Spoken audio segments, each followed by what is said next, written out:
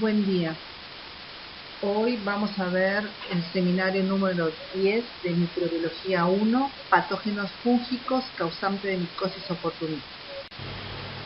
Los objetivos de la clase son conocer los principales agentes etiológicos causantes de micosis oportunistas, hongos levaduriformes y Pneumocystis jirovecii, reconocer la morfología de las células fúngicas de micosis oportunistas y los factores del hospedero que llevan al desarrollo de la micosis oportunistas, factores de patogenicidad y patogenia de las mismas.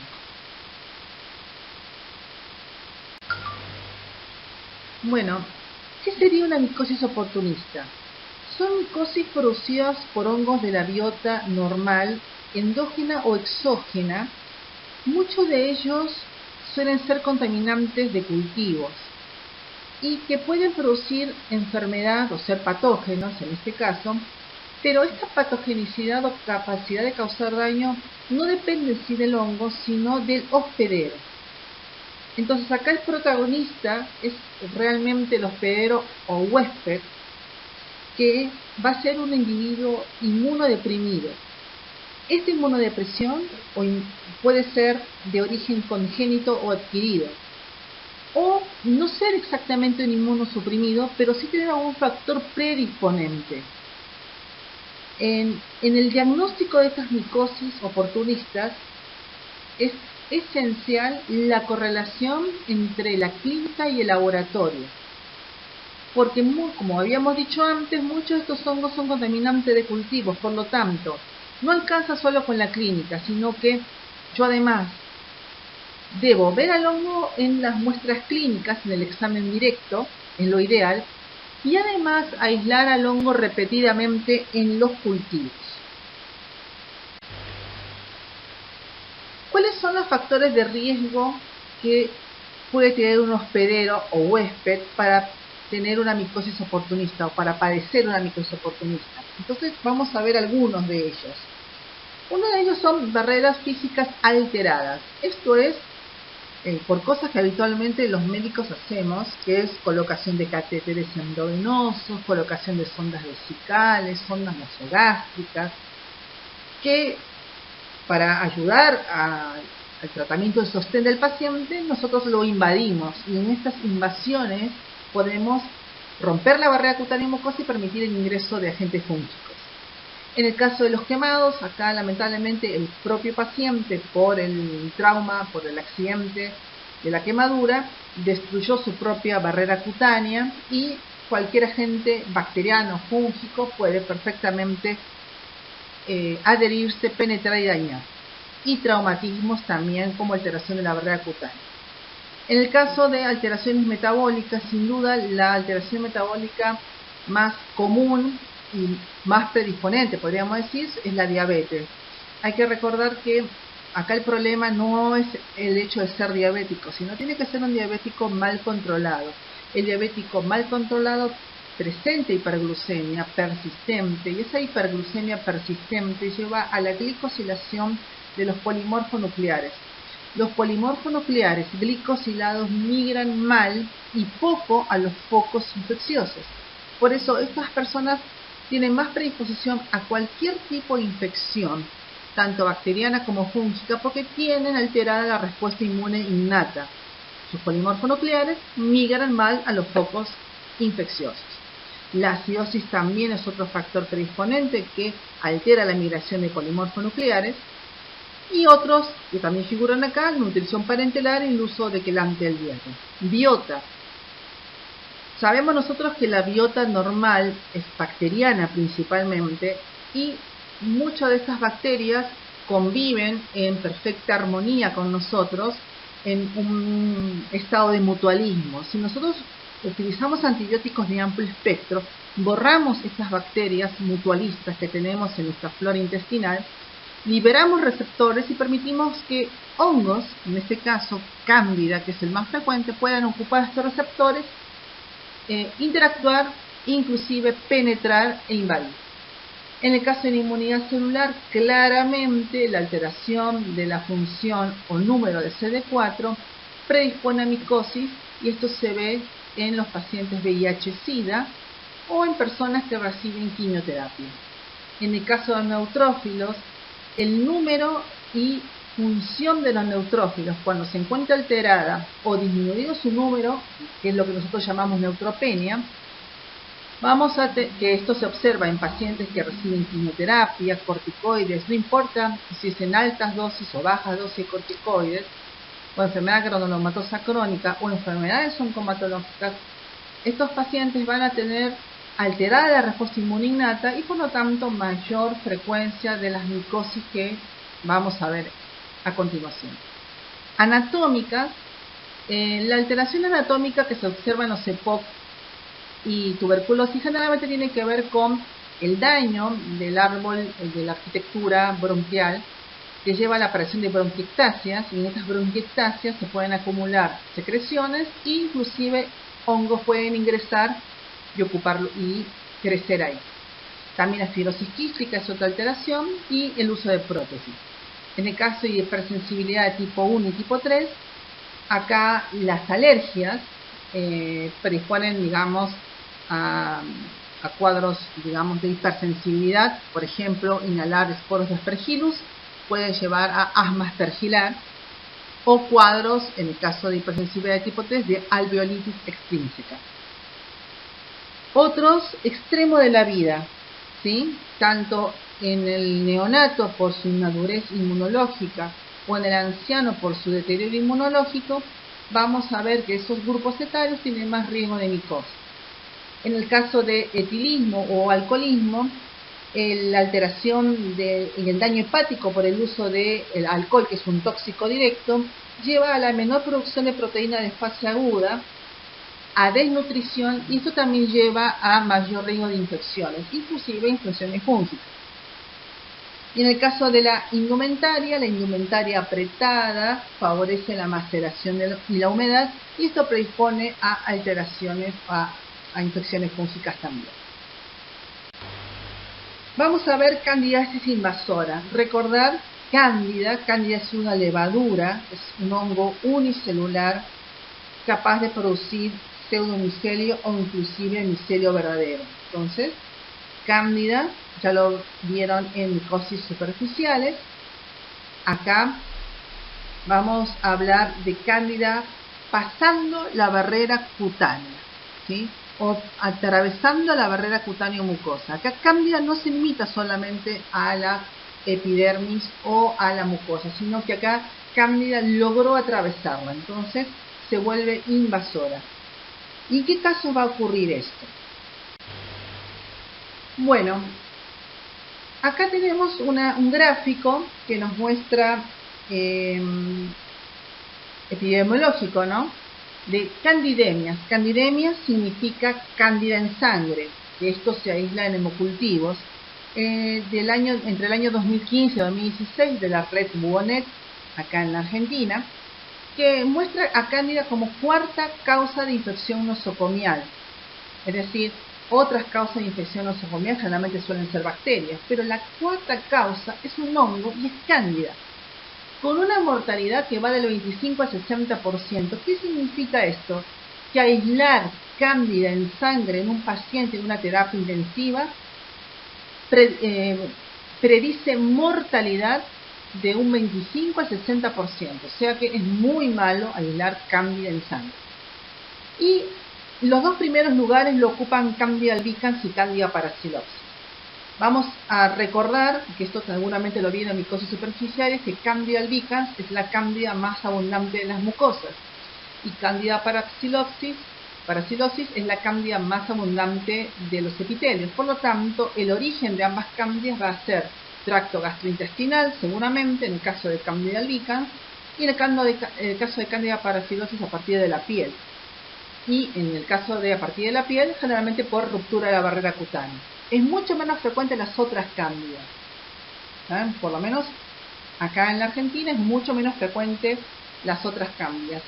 Para volver a recordar nuevamente cómo se hace la diferenciación entre las diversas especies, se hace por pruebas bioquímicas, ¿sí? Recordar que acá no es suficiente muchas veces la observación microscópica, porque vamos a ver levaduras, inclusive podemos llegar haber algún tipo de formación de clamidoconidios, pero para hacer la tipificación de las diferentes especies de Candida yo necesito sí o sí pruebas bioquímicas. Bien, entonces Candida albicans es parte de la biota endógena, es colonizante de las mucosas, sobre todo del tracto gastrointestinal, de la boca hasta el ano, vagina. Puede haber también en piel, pero en mucho menor cantidad, y cobra mucha importancia en los inmunodeprimidos. La infección por Candida albicans generalmente suele ser de origen endógeno, porque como dije antes, está en el tracto gastrointestinal. Como Cándida llega del tracto, como Cándida del tracto gastrointestinal se puede lograr invadir a otros lugares, o por ejemplo, una cirugía. Hay ruptura de la mucosa, por ejemplo, una peritonitis, una cirugía, hay volcado de la flora bacteriana y micótica peritoneo y podemos tener una peritonitis por Cándida perfectamente. O porque se altera, por alteración de la respuesta inmune, Cándida puede traslocar. Esto a partir de las mucosas. Esto sería una forma de adquirir infección por Cándida albicans. Ha disminuido su incidencia en los últimos años. ¿Por qué? Por el uso de profilaxis con fluconazol. Candida parapsilosis, en cambio, pertenece a un complejo de cándidas parapsilosis donde el grupo 1 corresponde a esta cándida. Candida parapsilosis, ¿dónde está en realidad? El complejo Candida parapsilosis predomina principalmente en piel y superficies mucosas. Y aunque la infección puede ser endógena, también puede tener origen exógeno. Y acá claramente está asociado a la colocación de catéteres o dispositivos implantables, donde las manos del personal de la salud no están correctamente, no cumplen las medidas de bioseguridad pertinentes. El catéter se contamina con Candida parapsilosis, que puede ser del mismo paciente o de las manos del personal de salud que también tiene Candida parapsilosis. Candida parapsilosis tiene un factor de patogenicidad muy importante, que es la producción de biofilm. Recuerden que el biofilm es un exopolisacárido que tiene capacidad de adherirse a los plásticos, y al adherirse al plástico el catéter, podríamos decir, se infecta. Entonces estamos hablando de infecciones relacionadas a catéteres. Es de alta prevalencia en Latinoamérica. Simplemente habla de que no se toman las correctas medidas de bioseguridad.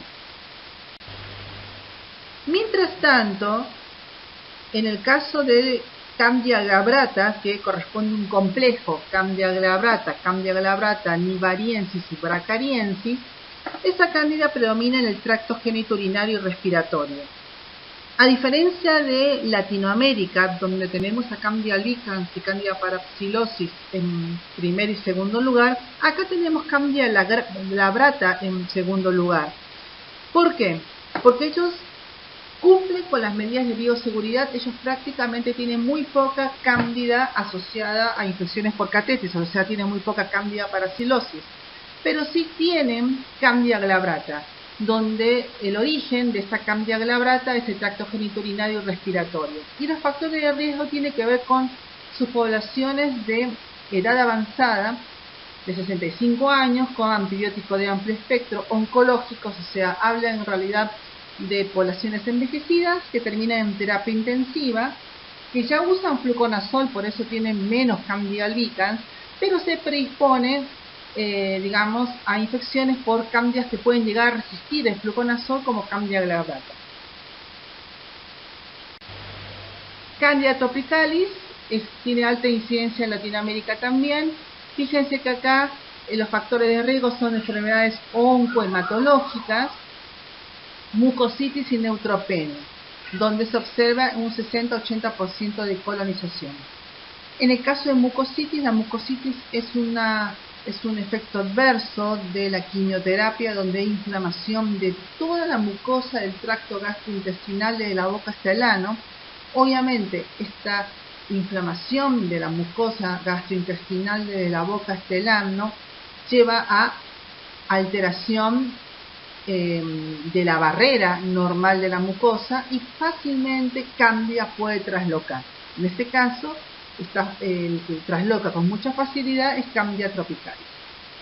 Y Candida krusei, su prevalencia es de 2 a 4%. Acá los factores predisponentes claramente es el uso de fluconazol y antibióticos.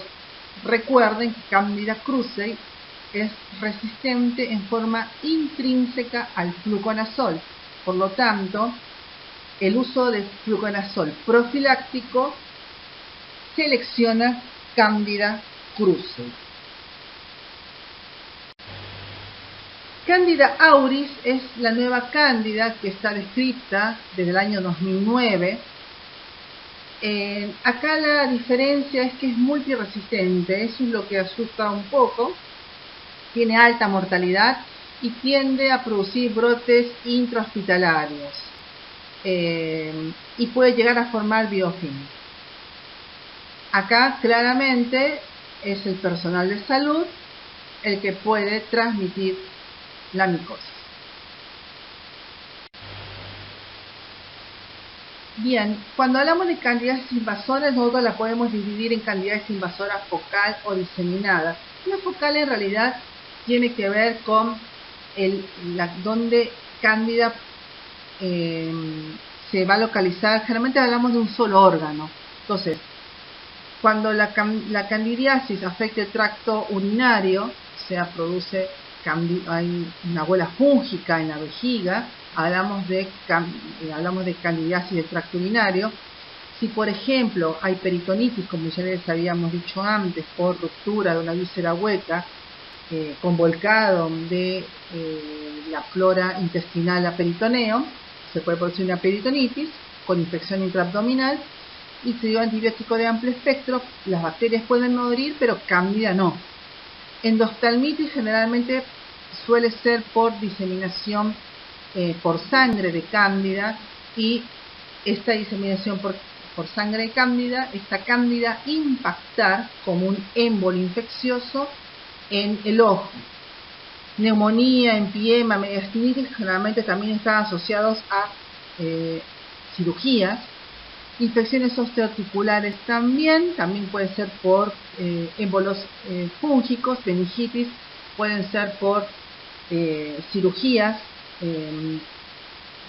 cerebrales, y endocarditis son observados, por ejemplo, en bebés prematuros, en endocarditis fúngicas, en el contexto de internación de estos prematuros en las terapias neonatales. Diseminada en realidad tiene que ver con que Cándida está en más de un órgano. Entonces, candidemia se refiere a Cándida en sangre. Candidiasis diseminada aguda afecta muchos órganos, y la candidiasis diseminada crónica o hepatoesplénica generalmente la podemos observar en pacientes que están neutropénicos. Por ejemplo, recibe un trasplante de médula ósea, los tenemos que poner neutropenia. En esa neutropenia hay diseminación de Cándida por sangre que pasa prácticamente desapercibido. Cándida sobrevive, se va a localizar, por ejemplo, en el hígado o en el vaso. Cuando el paciente recupera neutrófilos porque empieza a recibir factores estimulantes de colonias, estos neutrófilos van a donde se encuentra Cándida, generalmente va a ser hígado y vaso, y se forman focos o abscesos en esos lugares.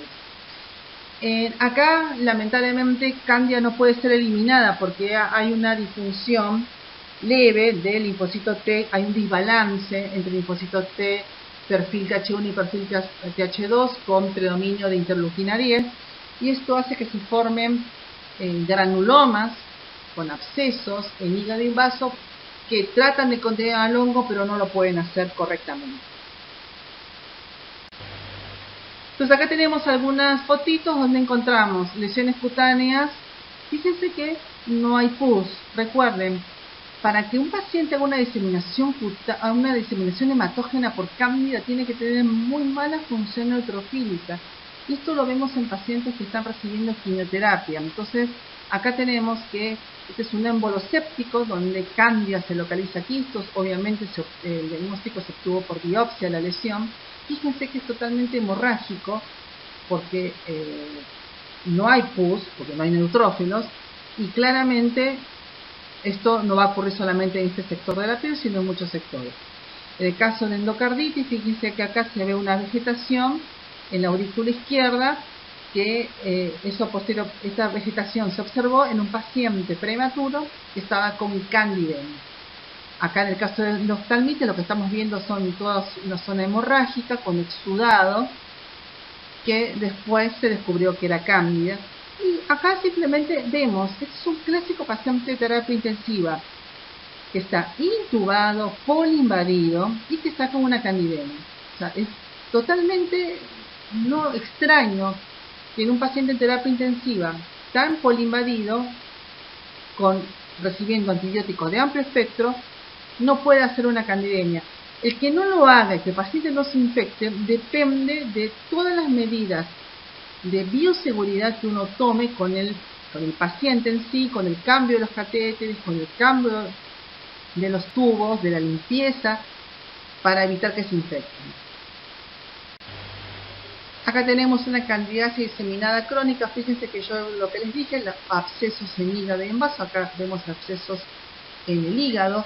Para llegar al diagnóstico, la única forma es por punción biopsia del absceso. Acá, por ejemplo, está al lado de los costillos, un buen lugar para entrar.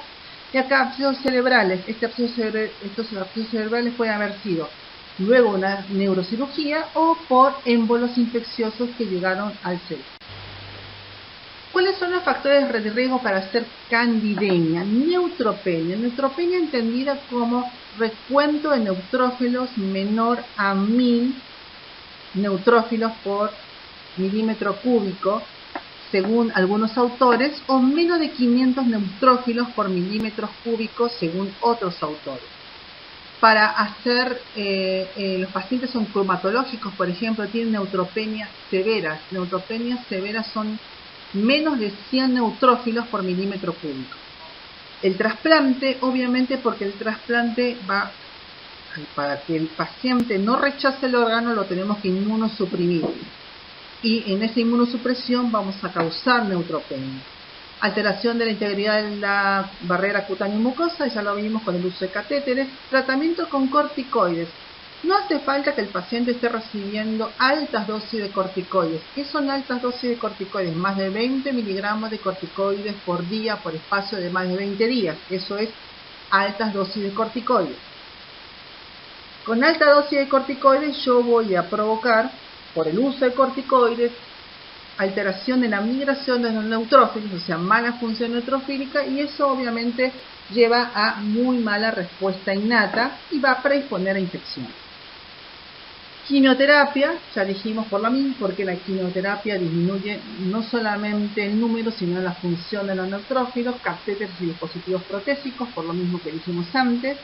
La nutrición parenteral total, estancia prolongada en terapia intensiva, más de 3 días, se considera que en unidades cerradas la incidencia de candidiasis aumenta después de la primera semana de estadía. El uso de antibiótico de amplio espectro, porque va a seleccionar levaduras, la hemodiálisis, la perforación gastrointestinal o cirugía. Pancreatitis. La pancreatitis aguda es un factor de riesgo independiente, porque Candida albicans coloniza el tracto digestivo, en especial el ángulo de Treitz, y en los estudios multivariados se considera un factor de riesgo independiente. Colonización por Candida albicans, muchos de estos pacientes, sobre todo los pacientes que van a ser sometidos a trasplante, se los hisopa para ver si están colonizados por Candida. Por lo menos en 3 áreas anatómicas en las unidades, por ejemplo, de cuidados coronarios. Si yo encuentro Cándida, por lo menos en 3 áreas anatómicas distintas, se considera que es un factor de riesgo para desarrollar candidiasis sistémica. Y como dije antes, la diabetes es un factor de riesgo también importante. Entonces acá tenemos, esta es una forma de explicar la fisiopatogenia de Cándida en el torrente sanguíneo. Entonces tenemos acá 2 lugares donde Cándida puede entrar. Una es por los catéteres y otro traslocando a través del aparato digestivo. Entonces vamos a ver, por ejemplo, en el catéter, que tenemos un catéter colocado en una terapia intensiva X, y este catéter, por mal manejo del catéter se colonizó por flora del paciente o flora de las manos del personal sanitario, personal médico o de enfermería. Este catéter se colonizó con Candida parasilosis y esta Candida produjo biofilm y este biofilm se encuentra adherido al catéter. Entonces, ¿qué vamos a observar? Cada vez que yo al paciente, al utilizar ese catéter, le pase solución fisiológica o antibióticos, yo voy a desprender émbolos de cándida, émbolos sépticos de cándida, y esos émbolos sépticos van a ir por sangre, va a haber candidemia, al principio va a ser transitoria, y estos émbolos pueden llegar a ganar algún órgano blanco, por ejemplo, el hígado, el vaso. En este proceso, cuando yo paso, por ejemplo, solución fisiológica en un catéter que está digamos, colonizado por cándida, y envío el émbolo infeccioso, el paciente va a hacer fiebre. Entonces, la fiebre es el primer signo que generalmente los terapeutas ya saben que si el paciente empieza con fiebre, lo primero que suelen hacer es revisar los catéteres e inclusive cambiar los catéteres, porque saben que muchas veces la causa de la fiebre suele ser un catéter infectado. En el caso del aparato digestivo, el tema con cándida es un poquito más complicado. Entonces, yo tengo un paciente que está en terapia intensiva o está con tratamiento antibiótico, es un paciente que está inmunosuprimido porque está neutropénico. Le doy antibióticos, borro parte de la flora bacteriana normal de la microbiota, por eso dice selección, libero receptores y cándida se puede adherir. Ahora, esto no es tan sencillo, no es que yo libere receptores y cándida atraviesa. Para que cándida pueda traslocar, como se observa ahí, no tiene que haber correcta función neutrofílica ni número de neutrófilos adecuados. O sea, el que impide la translocación de cándida son los neutrófilos. Los neutrófilos hacen la barrera para que cándida no pase. Entonces, si no hay neutrófilos o no funcionan bien, cándida puede traslocar.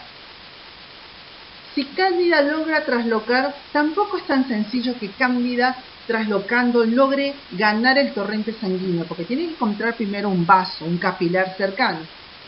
Para encontrar el capilar cercano, bueno, tiene que, como dijimos antes, cándida cuando empieza a invadir filamentiza. Entonces, cándida filamentiza logra llegar, por ejemplo, al capilar cercano, se abre paso entre las células endoteliales y llega al torrente sanguíneo. Pero acá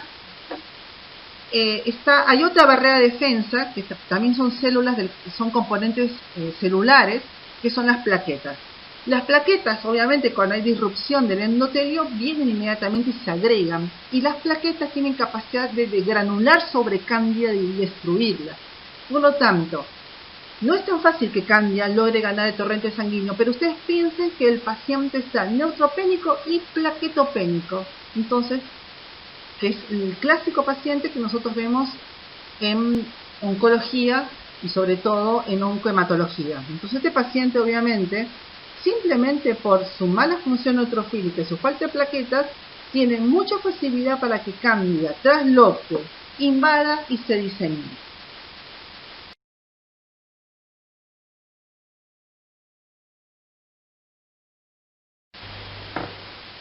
¿Cuáles son los factores de virulencia de cándida? La morfogénesis. Cándida tiene capacidad de transformarse de levadura a pseudohifa, inclusive hifa verdadera. Recuerden que en condiciones normales, en la boca, en las mucosas, en la piel, cándida está como una levadura, como un hongo unicelular. Cuando cándida puede adherirse, empieza a filamentizar, y cuando filamentiza es cuando invade. Entonces, cándida, ¿cómo se adhiere? Por medio de adhesinas, ¿sí? Que suelen ser mananoproteínas, y estas mananoproteínas de cándida permiten la adherencia a colágeno, elastina, y a partir de ahí puede filamentizar y invadir.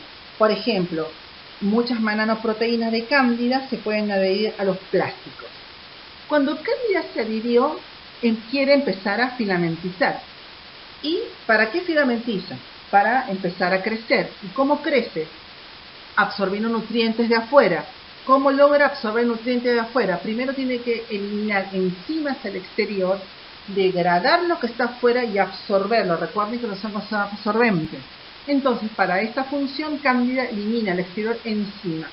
Estas enzimas son aspartil proteinasas o SAPs. ¿Cuáles son las características de estas aspartil proteinasas?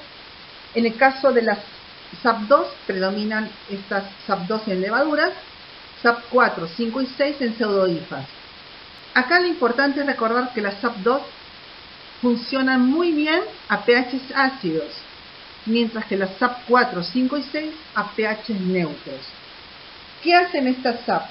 Degradan tejidos y tienen, como pueden actuar a pH ácido o pH neutro, actuar en diferentes nichos ecológicos. También producen fosfolipasas y lipasas. Algunas cándidas, como dijimos antes, la paraxidosis producen biofilm. Recordad que este biofilm o exopolisacárido permite la adherencia a plásticos. El switching fenotípico se refiere a esta capacidad de transformarse de levadura, pseudohifa, hifa, y las mananoproteínas y mananos de cándida deprimen la respuesta inmune. Recuerden, estos factores de virulencia son todos muy interesantes, muy lindos, pero no se expresan nunca en un individuo inmunocompetente, porque rápidamente, si cándida se adhiere, cándida es removida. Acá han fallado los mecanismos básicos para evitar que cándida se adhiera y filamentice. Entonces, cándida puede expresar todo esto que ven acá solamente en condiciones de inmunosupresión. Entonces vemos acá biopelícula de cándida. Acá, ¿cuál fue el factor predisponente? Darle un catéter. Cándida se adhiere al catéter, forma microcolonias y empieza a filamentizar. Y estos pseudofilamentos y filamentos se van a recubrir de este exopolisacárido que es prácticamente glucosa, manosa y galactosa. Se forman canales. En estos canales se alimenta todo este grupo de cándidas, pero las que se encuentran más cerca del catéter, o sea, los que están adheridas al plástico, tienen un metabolismo más lento. Entonces, los antifúngicos, por ejemplo, los azólicos no pasan el exopolisacárido, pero algunos antifúngicos pueden llegar a pasar, por ejemplo, la anfotericina B. Pero como el metabolismo de las cándidas adheridas al plástico está enlentecido, la acción no es muy buena, porque recuerden que la mayoría de antifúngicos actúan en células en división. Acá, como tiene metabolismo más lento, se están dividiendo menos. En cambio, las que están más arriba se dividen mucho más activamente. Entonces, por eso no se puede, podríamos decir, curar un catéter con antifúngicos. Hay que sacar el catéter.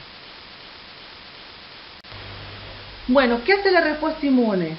Obviamente la integridad de las pieles y las mucosas, la presencia de células dendríticas, los neutrófilos y monocitos, ya dijimos que son esenciales para destruir cándida. Las plaquetas también, porque degranulan sobre cándida. Algunos factores del suero como anticuerpos que pueden obsolizar cándida y favorecer la fagocitosis por medio de polimorfonucleares, y posteriormente la respuesta inmune adaptativa que termina por eliminar cándida. Acá lo que quiere decir esta diapositiva en realidad es que cándida puede ser reconocida por dos toll-like receptors, el TLR4 y el TLR2. Lo ideal es que cándida, como levadura, sea reconocida por TLR4. Si es reconocida por TLR4, inmediatamente se monta un mecanismo con perfil TH1, con producción de interleuquina 1, interferón gamma y factor de necrosis tumoral.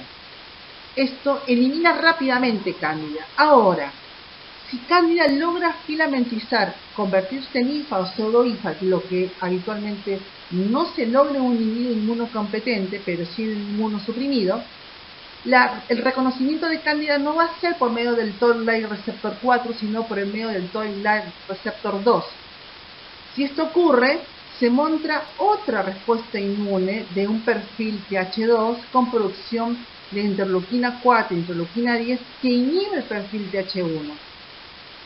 y esto lo que hace es favorecer la diseminación en sí de cándida. Es como que la respuesta inmune evade, o sea, el hongo evade la respuesta inmune. El complemento activa las 3 vías cándida y cándida puede ser opsonizada, pero en realidad puede ayudar a la opsonización y que un polimorfo nuclear lo reconozca un poco más rápido, pero no le afecta el complejo de ataque lítico a la membrana, porque el complejo de ataque lítico a la membrana es muy corto como para atravesar la pared fúngica. Y recuerden que el complemento es un sistema que fue hecho para destruir bacterias, no para destruir hongos. Y además cándida tiene mecanismos de evasión como producción de proteasas, proteínas reguladoras, que evaden la acción del complemento. Criptococosis.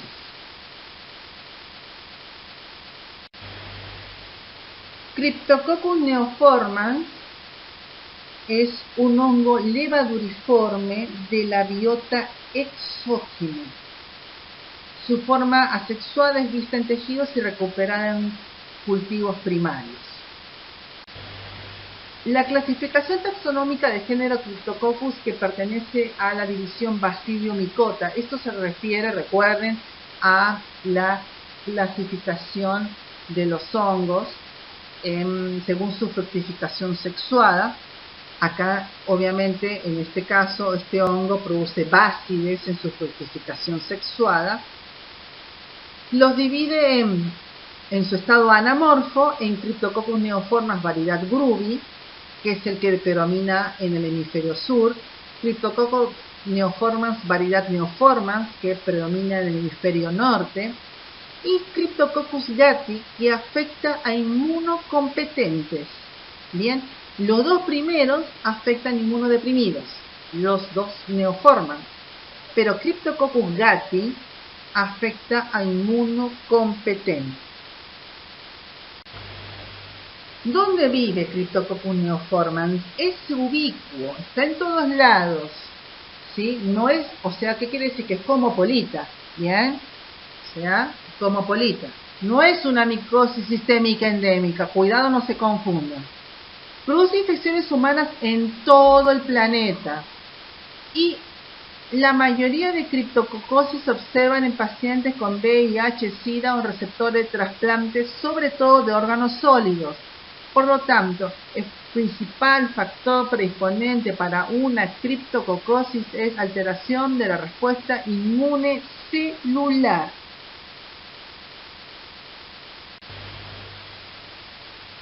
¿Cuáles son los que nos interesan? Cryptococcus neoformans vive en el guano del pájaro, de los pájaros, de paloma, la caca de la paloma. No en la parte de arriba, a la exposición solar, sino en la parte húmeda. Ya la estudiaron, está ahí. En la caca de los pájaros, de las palomas, en la caca de otros animalitos alados de sangre caliente como los murciélagos. Ahí también hay Cryptococcus neoformans, pero en menor cantidad. Si hay en las palomas, animalitos que hay que destruir.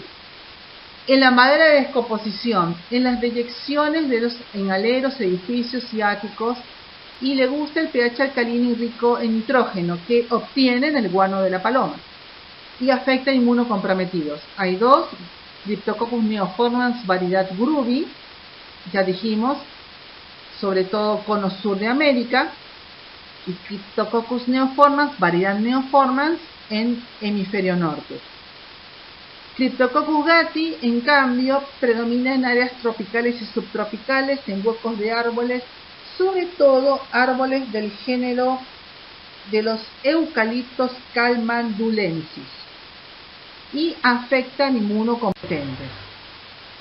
¿Cuáles son los grupos de riesgo? Fíjense que hay 3 que están en la cabeza, nunca se olviden. Paciente con infección por VIH, conocido o desconocido, paciente VIH positivo con cefalea y fiebre, por favor descartar meningitis por Cryptococcus. Uso de corticoides, no hace falta altas dosis de corticoides, simplemente con bajas dosis de corticoides los pacientes pueden hacer meningitis a Cryptococcus. Y trasplantados de órganos sólidos. porque la inmunosupresión no es muy intensa en el trasplantado de órganos sólidos, pero esta inmunosupresión está basada en alterar la respuesta inmune celular para que no rechace el órgano. Por eso estos pacientes con trasplante de órgano sólido tienen riesgo de hacer meningitis por Cryptococcus neoformans. Y después están los otros, diabéticos, los pacientes con linfoma, con sarcoidosis, con cirrosis, inclusive embarazadas. Recordar que en el último trimestre de embarazo hay inmunosupresión para tolerar el feto. Y en esta inmunosupresión, que es celular, puede haber criptococosis. Está descrito. Bien, ¿cuáles son los factores de virulencia de Cryptococcus neoformans? El tamaño. El esporo mide 1 a 2 micrómetros, no 2 metros. Micrómetros, suficientes para ser inhalados y que lleguen perfectamente al alveolo pulmonar. Entonces, esta micosis se obtiene por inhalar esporos de 1 a 2 micrones de diámetro. La otra cosa que hace que el hongo esté contento dentro nuestro es que crece muy bien a 37 grados, nuestra temperatura. Es un hongo que además produce manitol. El manitol, recuerden que es una sustancia que atrae el agua, por lo tanto favorece el edema. Imagínense a este hongo multiplicándose en meninges, atrayendo agua y por lo tanto favoreciendo edema cerebral. Fosfolipasa B. La fosfolipasa B está involucrada en la integridad de la membrana, está involucrada en invasión y diseminación, y es el que permitiría la salida de Cryptococcus neoformans del alveolo pulmonar al torrente sanguíneo. Por eso dice invasión y diseminación. Fosfolipasa B permite la salida del hongo del pulmón. Ureasa. Esta enzima permite la invasión del hongo que se encuentra circulando en sangre, que llegue a barrera hematoencefálica y atraviesa barrera hematoencefálica e invade el sistema nervioso central. El hongo se adapta a la hipoxia. ¿Qué significa esto? El hongo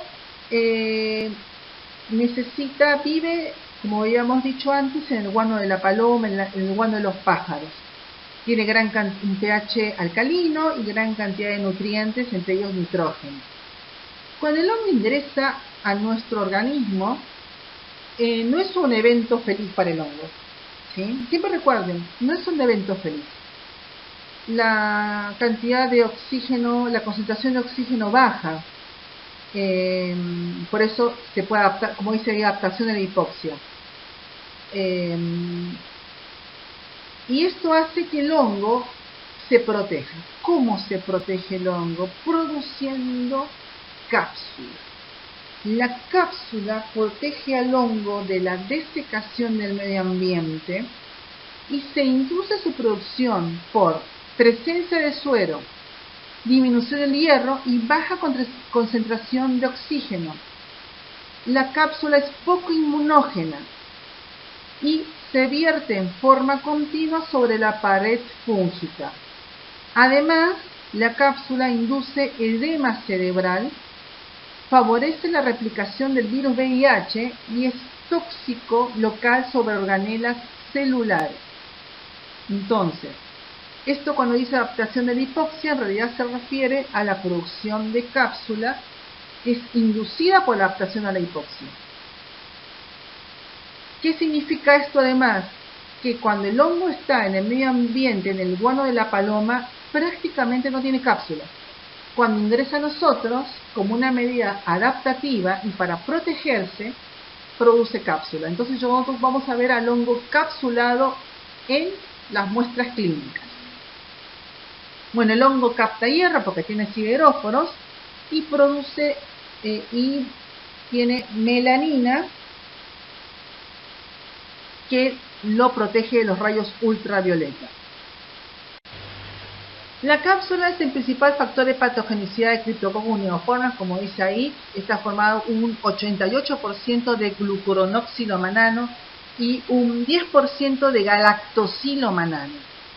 Y esta cápsula inhibe la linfoproliferación, inhibe la fagocitosis, inhibe la migración leucocitaria e inhibe la producción de citoquinas proinflamatorias. Es inhibitoria de todo. no induce producción de anticuerpos. Ustedes nunca van a pedir búsqueda de anticuerpos contra la cápsula de Cryptococcus neoformans, como sí se pide para diagnóstico en el caso de neumococo, de infecciones por neumococo. La cápsula de neumococo sí estimula producción de anticuerpos, pero esta cápsula, la de este hongo, no. Para hacer diagnóstico de esta micosis, generalmente nosotros solicitamos búsqueda de antígeno capsular en suero, en líquido cefalorraquídeo y en orina. La otra cosa que también hace esta cápsula es deplecionar el complemento. Y como toda cápsula, lo ayuda a evadir la respuesta del complemento y diseminarse por el torrente sanguíneo. ¿Cómo es la patogenia? Las levaduras de menos de 2 micrones de diámetro o baciliosporos de 2 micrones de diámetro ingresan por vía inhalatoria. El hecho de tener CD4 bajos aumenta el riesgo. Si no hay respuesta inmune celular que controle la diseminación del hongo, el hongo se multiplica porque no encuentra a nadie que lo detenga, sale del pulmón, va por sangre y pasa barrera hematoencefálica. Cuando hay buena respuesta inmune, un macrófago activado por respuesta perfil TH1 destruye las levaduras. Se requiere interferón gamma para que el macrófago mate a las levaduras, pero esto no ocurre en alteración de la respuesta inmune celular. ¿Cómo el hongo llega al sistema nervioso? Puede ser por vía transcelular, directamente pasa solo el patógeno, o transcelular a través, atravesando el endotelio. Puede ser paracelular pasando entre células o por medio de un mecanismo de caballito de Troya, donde la levadura está dentro del macrófago, el macrófago no la puede destruir, decimos que necesita una interferón gamma para destruirlo y el que se lo va a proporcionar es el linfocito TCD4, pero si no hay linfocito TCD4 porque el paciente tiene una mala respuesta inmune celular, el macrófago solamente puede endocitar las levaduras y transportarlas y nada más, y acá el macrófago con la levadura viva en su interior pasa a través de las células y ingresa a líquido cefalorraquídeo, al sistema nervioso central. Entonces, nuevamente acá lo vuelven a poner, la cápsula libera polisacárido capsular, potente activador de la vía alterna del complemento, enmascara las PAMs, la ozonización es fundamental para la fagocitosis, pero fácilmente el hongo puede evadir todo esto. Y la morfología, formación de levaduras gigantes, eso le ayuda al hongo a evadir la respuesta inmune y evadir la fagocitosis. Puede haber fusión de mitocondrias con patrón tubular, que también favorece al hongo para evadir la respuesta inmune y puede sobrevivir dentro de los macrófagos alveolares. Manifestaciones clínicas. La manifestación clínica más frecuente es la meningitis. La mayoría de los pacientes con meningitis tienen además compromiso pulmonar. Generalmente no consultan por el compromiso pulmonar, aunque acá se ve una tomografía con una terrible neumonía. La mayoría de pacientes tiene alterada la placa radiográfica, podríamos decir, pero la manifestación clínica es la meningitis. Y un pequeño porcentaje, en 3 a 5%, hacen criptococomas. Estos criptococomas se suelen observar en pacientes que están en recuperación de su respuesta inmune celular, donde el hongo queda en el sistema nervioso y el linfocito TCD4 trata de eliminar al hongo, pero forma granulomas en el sistema nervioso central. Estos granulomas actúan como zonas de foco que pueden llevar a la aparición de convulsiones. Muchos de estos criptococomas, cuando se hace una punción cerebral para hacer el diagnóstico de certeza, porque yo para decirte que es un criptococoma tengo que haberle hecho una punción biopsia a esa lesión, se van a ver las levaduras capsuladas obviamente, pero cuando se manda a cultivo no crecen porque esas levaduras ya están muertas. Este paciente está recuperando respuesta inmune, pero tiene una recuperación de la respuesta inmune no del todo eficiente. Neumocistosis. La neumocistosis es causada por un hongo denominado Pneumocystis jirovecii, que es un hongo particular porque no es ni levadura ni es micelio. Tiene inclusive formas que recuerdan más a los parásitos como quiste, prequiste y trofozoito, pero claramente pertenecen al grupo, al reino fungi, y esto es por todos los métodos de biología molecular que han demostrado que este hongo realmente es un hongo. El reservorio es humano con gran cantidad de portadores asintomáticos. La mayoría de personas, o sea, la mayoría de nosotros nos colonizamos con este hongo en los primeros 5 años de vida y nuestra respuesta inmune inmediatamente lo controla. Podemos tener colonización transitoria, asintomática, y pasarlo de persona a persona. Solamente las personas con severa inmunosupresión celular pueden hacer un cuadro denominado neumonía por neumocistis, y esta neumonía por neumocistis llevarlo a la muerte. El contagio es interhumano por vía respiratoria, y un detalle muy importante, este hongo no se cultiva. Por lo tanto, en el diagnóstico es esencial la observación del hongo. ¿Cómo se observa este hongo? Se observa por diversas técnicas de laboratorio, en este caso, con tinción de calcoflúor, donde yo voy a ver al hongo fluorescente en su forma de trofozoito de quiste, o por tinción de gienza, donde yo observo por ahí, como se ve en la figura, un quiste que tiene en su interior 8 trofozoitos, o trofozoitos del hongo que tienen forma de balón desinflado, en tinción de Grocott, que es la tinción que tiñe las paredes de los hongos, o azul de toluidina.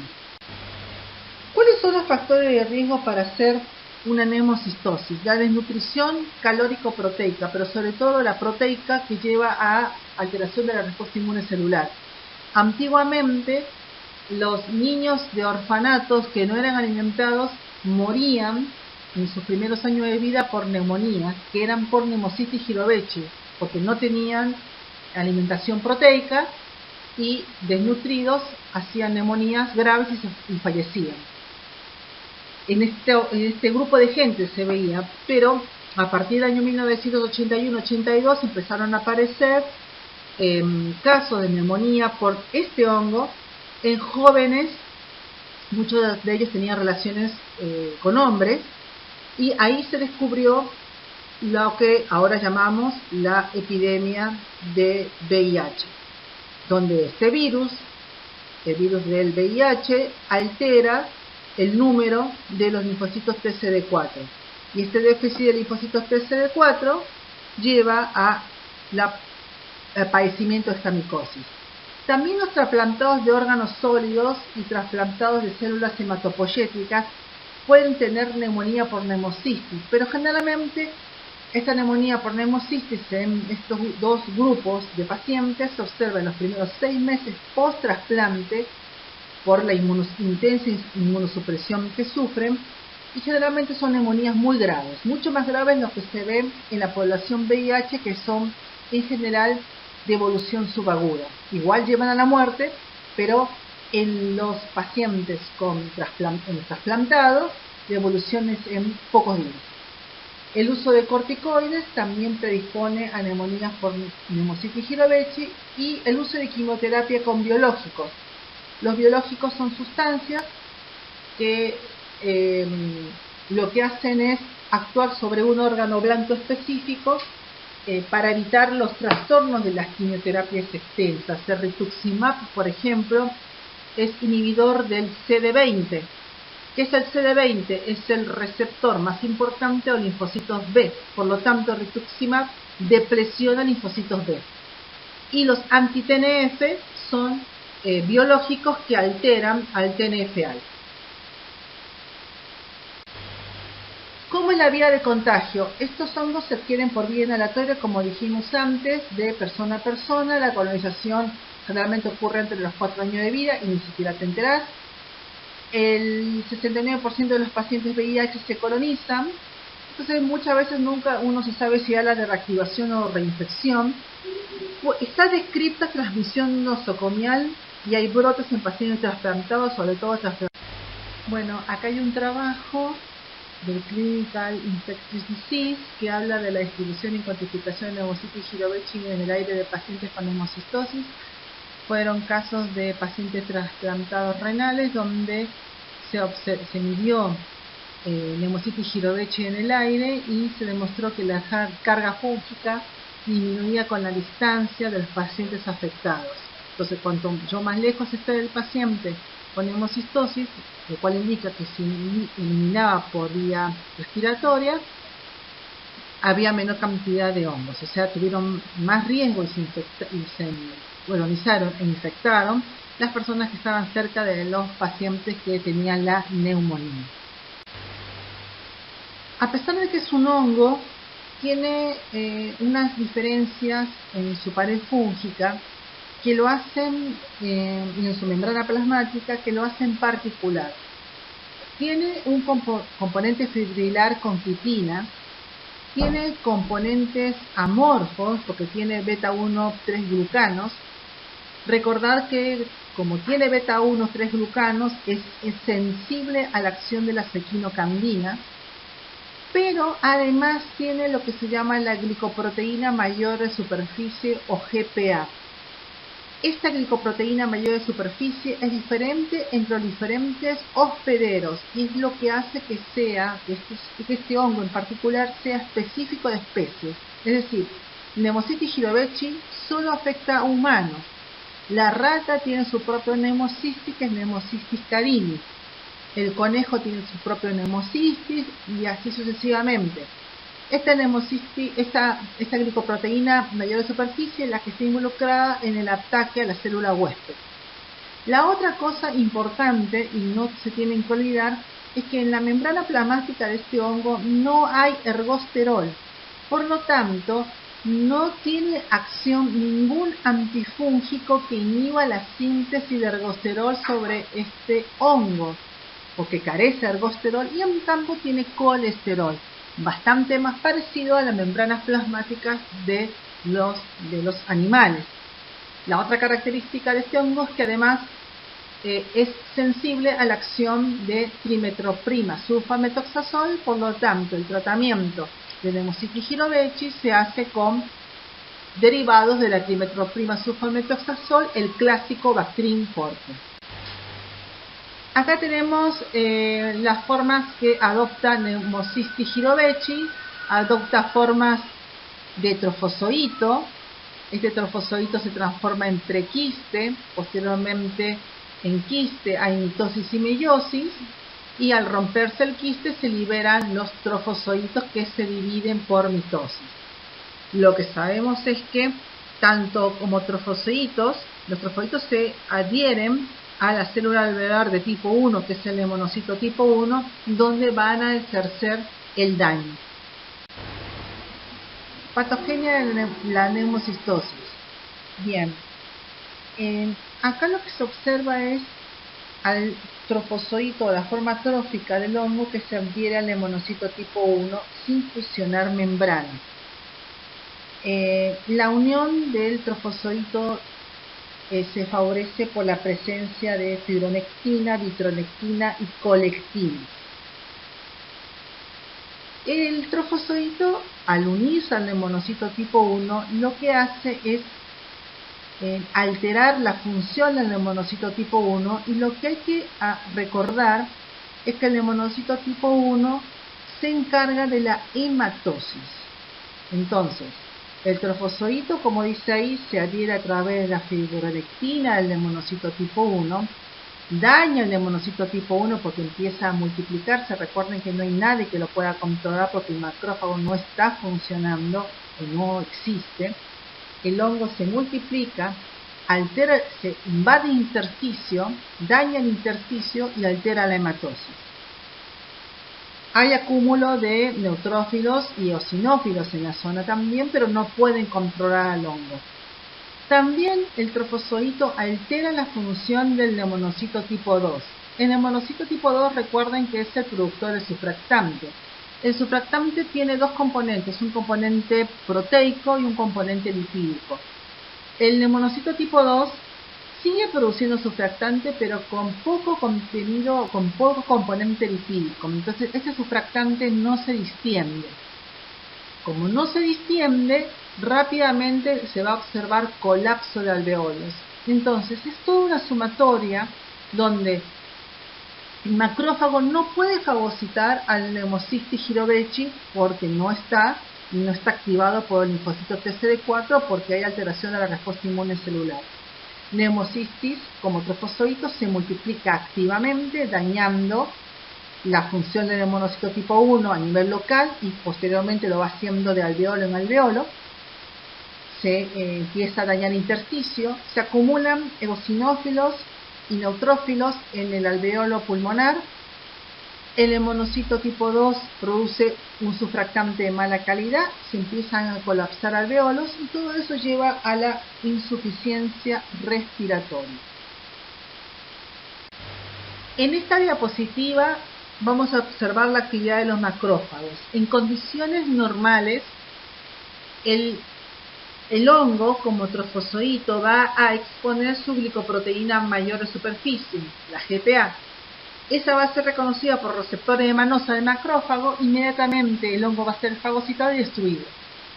Pero el hongo puede enmascarar su glicoproteína mayor de superficie y puede adherirse a él ditronectina y fibronectina. Si ocurre eso, el hongo va a ser reconocido por receptores beta-glucanos y estos receptores beta-glucanos van a activar otros mecanismos que van a llevar a la producción de TNF-alfa y de interleuquina 6 y otras citoquinas inflamatorias. Este es el camino que habitualmente el hongo toma cuando el macrófago no está trabajando bien. Y esto es lo que explicaría la aparición de exudado inflamatorio a predominio de eosinófilos y neutrófilos en el alveolo pulmonar. Por lo tanto, el déficit de linfocitos TCD4 y la alteración de la función del número de macrófagos con disminución de la producción de TNF-alfa e interferón lleva a la fácil multiplicación de las formas tróficas que están adheridas al neumonocito tipo 1 con agregación de trofozoitos y modulación de la respuesta de los pocos macrófagos que quedan. Esto lleva a alteración inflamatoria del epitelio alveolar y del surfractante, con daño tisular, alteración del BQ e insuficiencia respiratoria. ¿Quién resuelve la afección? El linfocito TCD4 activando el macrófago y destruyendo junto con los neutrófilos, digamos, al hongo. Pero obviamente, como esto no ocurre, hay daño endotelial y epitelial alveolar que lleva a la alteración de la hematosis. Hay mecanismos de evasión de la respuesta innata. El hongo puede producir glicoproteína mayor de superficie señuelo para que sea opsonizada y el hongo poder escapar, o que sea reconocida por el macrófago alveolar pero que no destruya al hongo. Acá tenemos una foto de una neumonía por Pneumocystis jirovecii, donde se ve el intersticio engrosado y exudado eosinofílico en los alveolos y se traduce en infiltrados intersticiales bilaterales, con aumento de la PC2, disminución de la PO2 y aumento de la LDH.